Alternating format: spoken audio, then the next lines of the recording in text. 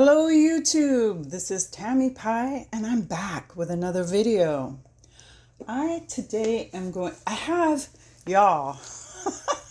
have 666 followers on my channel. So 666, the number of the beast.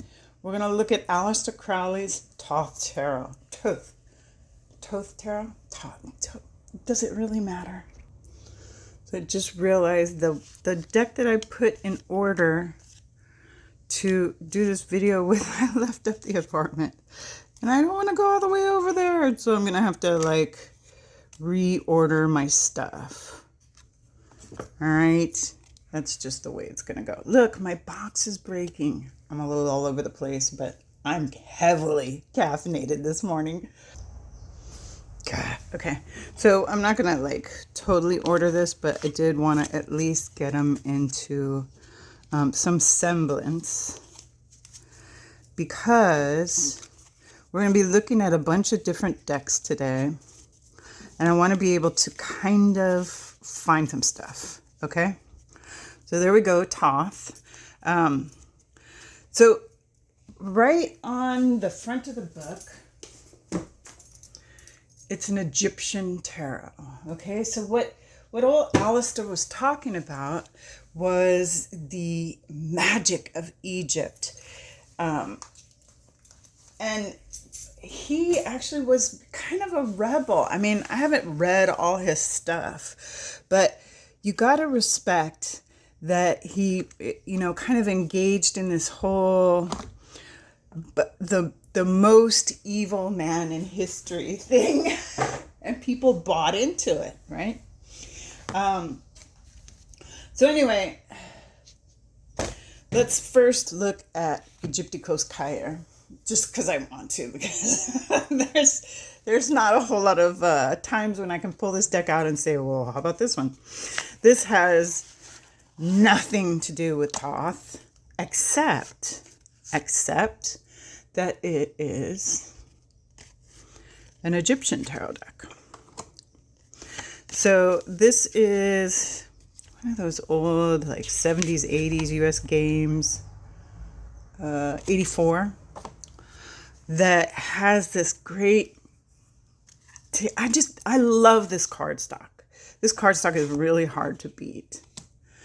And so it has the majors there in front. Calls number 15 Passion. Very interesting. We've got some Kabbalistic stuff going on. The Hebrew letters. And there's Newt, and she appears like this in the Aeon, right? But that's kind of where this one ceases to be anything like most tarot decks. So this author, this artist, decided to just go all the way hieroglyphics. We're just going to go numbers 1 through 78. And I mean, I've done readings with this. It still functions as a tarot. It just doesn't have all those like handy dandy, where's the number and suit thing. But we still have a Wheel of Fortune. We still have Justice. Okay, so there's that.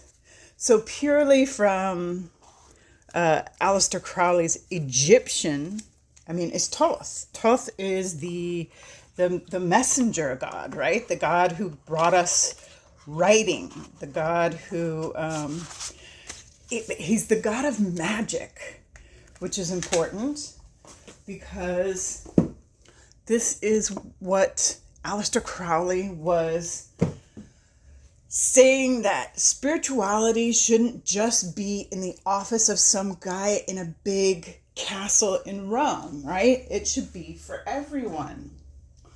So I'm going to show you this just because some people have said that Brady Tarot was kind of Thoth-like. And really the only way it is is because it has these big giant keywords on the bottom. Otherwise, it doesn't even use Thoth keywords. So I'm going to say no. This one is actually quite Rider-Waite-Smith. Emmy Brady just did it in such a way that she used these good keywords. I really like the keywords that she used. And some of them just happen to be Thoth keywords, right? So the border tells you that's a wands card. Wands are feathers. 6 of feathers is victory. Or 6 of wands. Okay. So Brady Tarot, no, not at all. Not really. This one, again, Ian Daniels kind of did this in the spirit of Thoth. So this is a little bit Thoth. And I think they did the, he did the whatchamacallit, the quartz, very Thothy. Prince, daughter, and then what's the top? So the top is daughter, that's the princess, so that's correct. Prince, and then we should have queen, and then lord. All right. So I don't have my deck anymore because my daughter disappeared it. But Ian Daniels, Tarot of the Vampires, yeah, it's a little Thothy. It's also really keyed to the elements, which to me is the standard of Thoth. Okay. So, and then there's this one, which I've heard people say this one is Thoth. This one really isn't. This one, it does do the Kabbalah. And the elements, but it really isn't, first of all, Egyptian at all.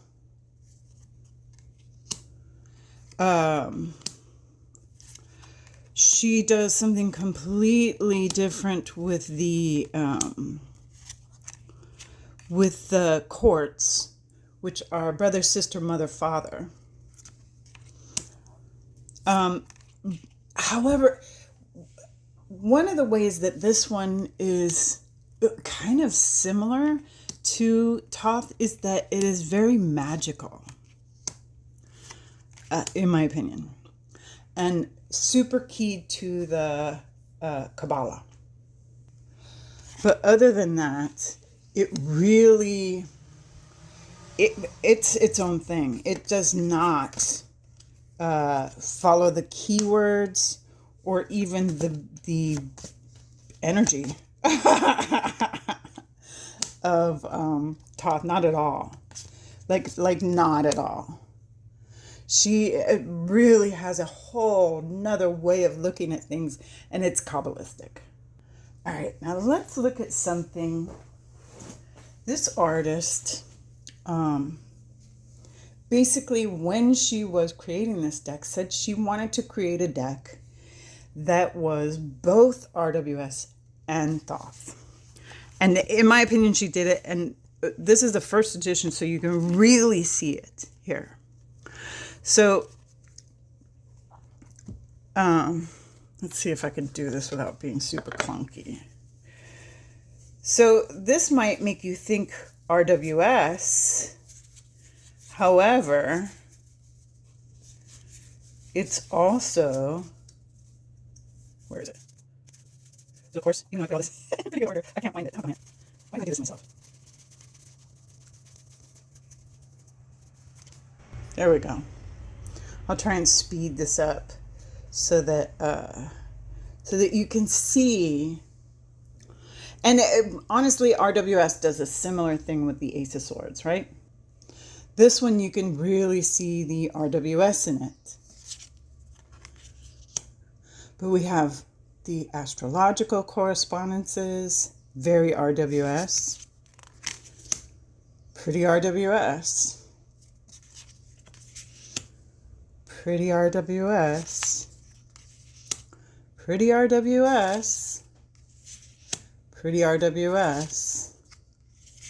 Pretty RWS. And then we get here and we begin to see, maybe also pretty Thothy, right? And this is a whole magical thing. This is 1 into 666 equals this. Just so you know. Let's see. This you can almost see the mouth of the Thoth card. And Benabel was she did this very magically. She was trying to channel these two authors, Edward Arthur Waite, I can never remember, and Aleister Crowley while she was doing this. So there's some magical stuff happening here. This Ace of Cups, yeah.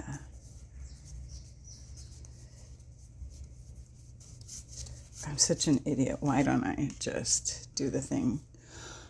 You know, when you do these comparisons, though, and here's the Egyptian, right? There she is, Isis, trying to figure out how to put Horus together. The all-seeing eye. Where's my Two of Cups? Come on, make this easy on yourself, Tamara. Yeah. So she really did the thing. Ugh, gotta love that. Where's my Three of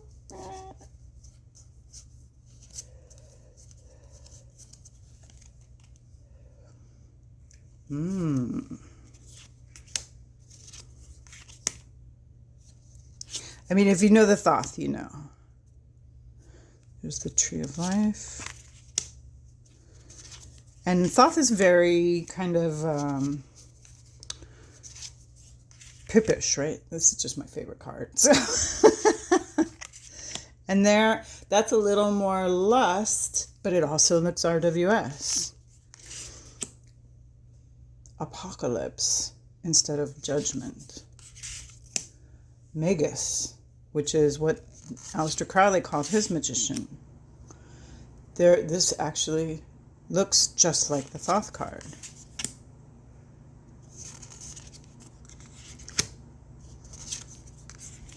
That one looks just like the Thoth card. But, you know, she had her reasons for doing it this way. And that one looks a lot like the Thoth card. Okay? And then she just completely blows us out of the water with her quartz, which were a whole nother thing, and I'm not going to get into it. But if you want me to do like a whole thing with spirit keepers, I will, because I'm super familiar with it. And I know there's people out there that haven't even touched their deck because they're overwhelmed. So there's some other decks that that are Kabbalistic, but not necessarily Thoth. This one, I'll put this in order. This one claims to be a Thoth deck, but it doesn't give you Magus. It doesn't really give you Egyptian, although it does have this like kind of creepy, antique-y feeling. Really enjoy this. It doesn't give you lust or adjustment or art.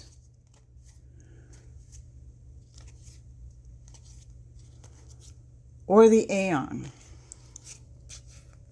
However, J.E. Stretch did use most of the Thoth keywords. Not all of them, but most of them. So completion is correct. Strife is correct. Recognition, no. It should be victory. Valor, correct. Movement, no. It should be swiftness. Strength, I think, is correct. Oppression. And then he does this weird thing with the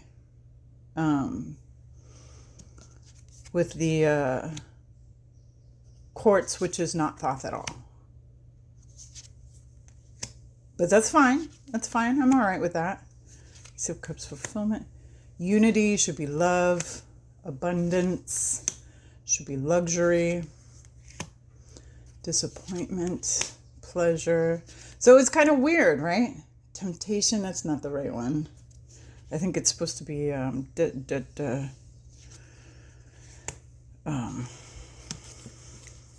forget what the keyword is. That's not right either. Nor is that. Why? But then satiety is correct. That actually throws me off a little bit. Not that I'm not going to use the deck. I will. I just... Why? All right. So now let's look at some decks that were actually created to be Thoth decks. So one of them, and a beloved deck by many, is Shira Tarot. This is Thoth for those of us who want to see the light in it, right? For those of us who want something that isn't quite as dark as Lady Frieda Harris went with some of those images. Also, her use of the mandala is really, really beautiful. Some of these are not my favorite. To me, as far as a Thoth deck, I feel like this guy is a little nice washed.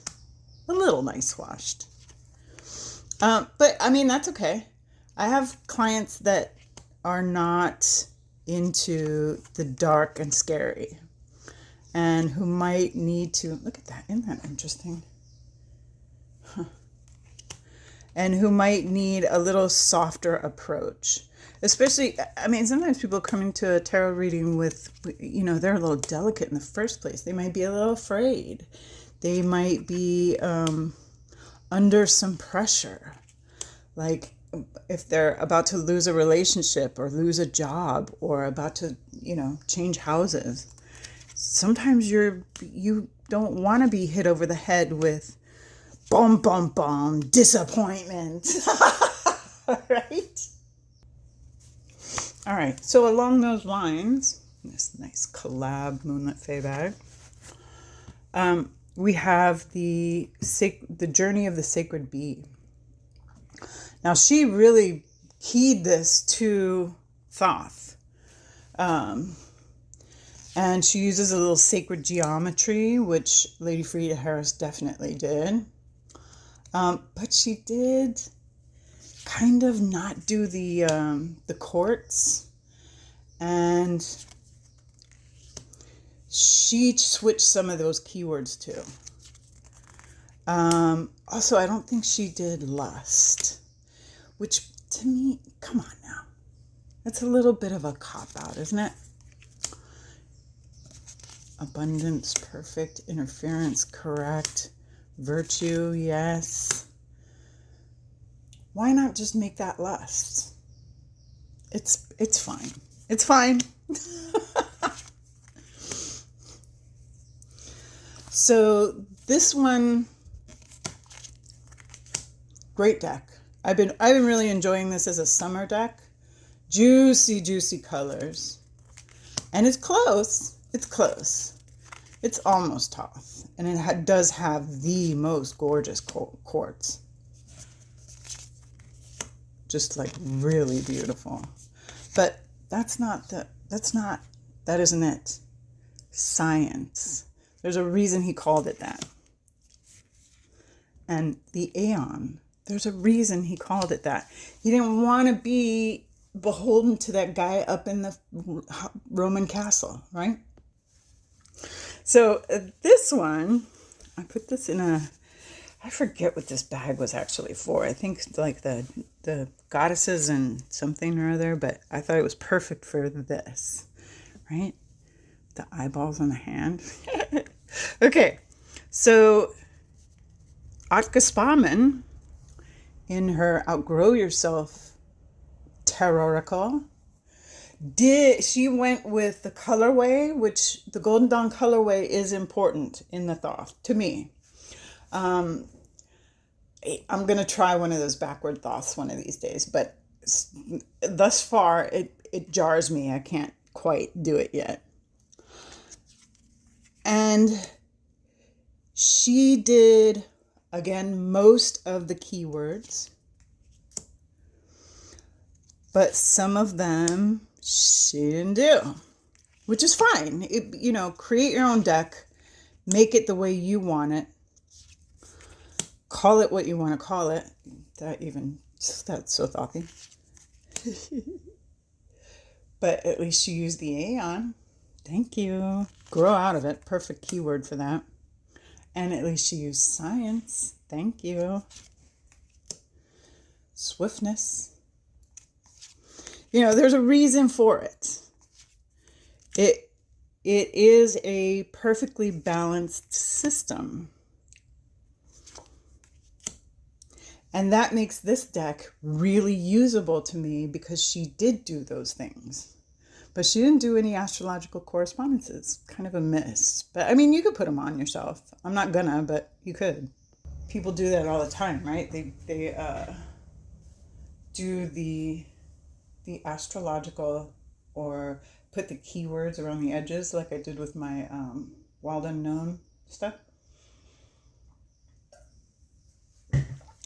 Architects and archetypes and alchemy. All right. So here we have Gabi Angus-West's Avatara.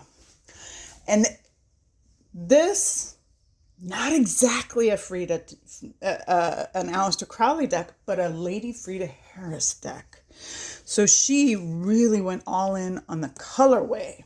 She did not use any keywords, which I'm sure some people really appreciate, because sometimes that's rough. Sometimes people look at those keywords and they can't get out of it. Imagery is great.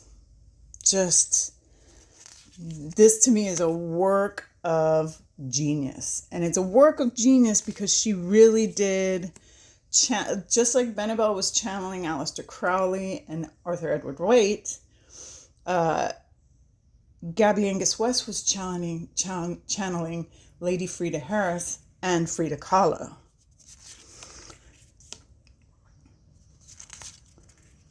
And talk about rebellious. Frida Kahlo was such a rebel. This is perfect. So this, to me, even though she doesn't call it lust, she really gives you the feeling of the card. That Princess of Wands. Let fear die. You can do this. Right? Look at this. With the wasp under the cup. I love it. OMG. Yeah. Stupid Diego with all his women. Damn him. Walking that tight line, right? In between fire and water. Woo! Such good stuff. Anyway, so this is honestly, is it my favorite? Yeah, this is my favorite Thoth Thoth inspired deck. And there are decks that I've had that were built to be Thoth, that I let go of. So this is by no means, a list of everything. This is just me in my tarot room playing around with my cards going, oh, wow, 666 viewers. Cool. Or what do you call them? Subscribers. So this is the Urban Tarot. And this author, they did the colorway.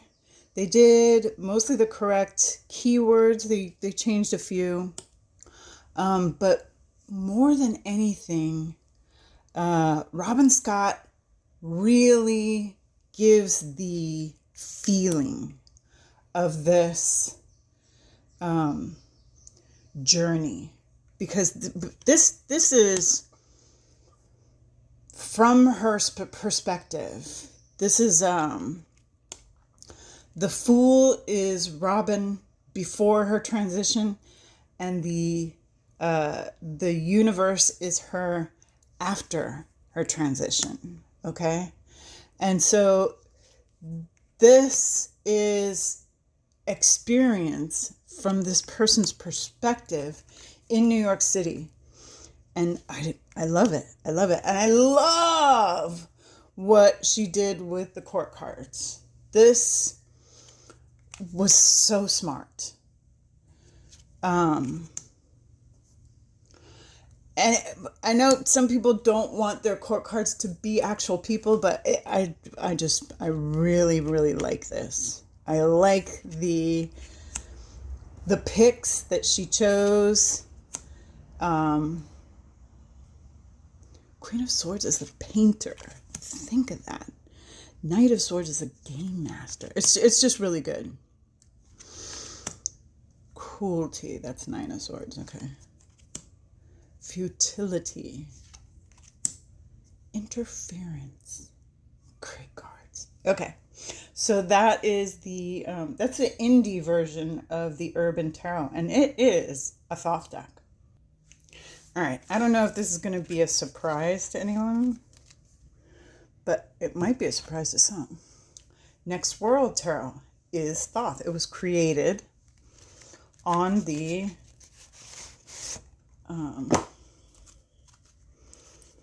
as a Thoth deck, right? Where am I going to put this? These cards are huge. Look at this compared to my little mini greenie. How cool is that? Oh my God. But this one comes in a couple different sizes. So I think now you can get a pocket edition. But this old first edition, I love these bigger cards for this deck. Cristy C. Rhodes did the astrological. So Venus in Taurus. And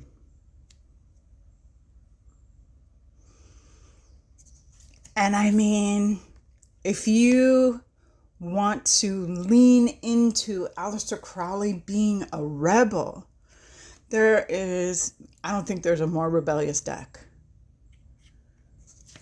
Honestly.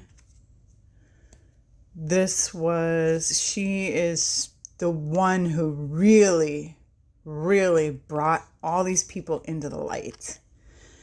And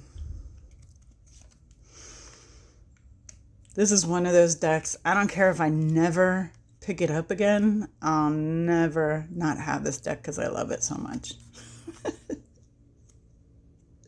I just think it's a work of genius by a real rebel. Cristy C. Rhodes is a musician. And she is still going, man. You know, some people are just rebellious by nature. All right, here we go. This is Tilos Tarot by Meleen. And I don't have Rosetta. The older I get, the more I think I might get one. But and I don't have her other fucking fabulous deck, the one in the red box. But it's in Tabula Mundi. Jeez. Oh man, my brain, please. But I do have this one. And honestly, I can only do one Meleen deck at a time. Because it's so rich and delicious. It's like it's like a heavy duty chocolate bonbon. It is so yummy. and such perfection. She did these kind of keyed to the Picatrix. She did the artwork during the times that they represent.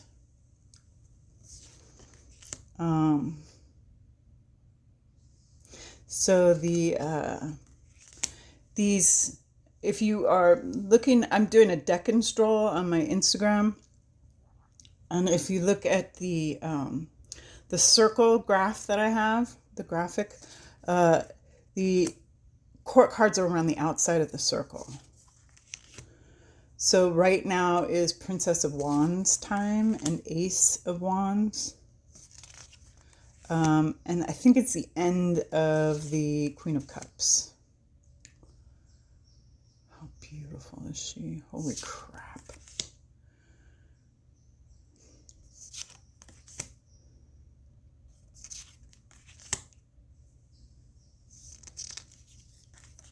So Emma Meleen, she's a Thoth scholar. So of course, it's just perfection. Some might even argue that it's even better. The moon, look at that star. Shut up. The mouth.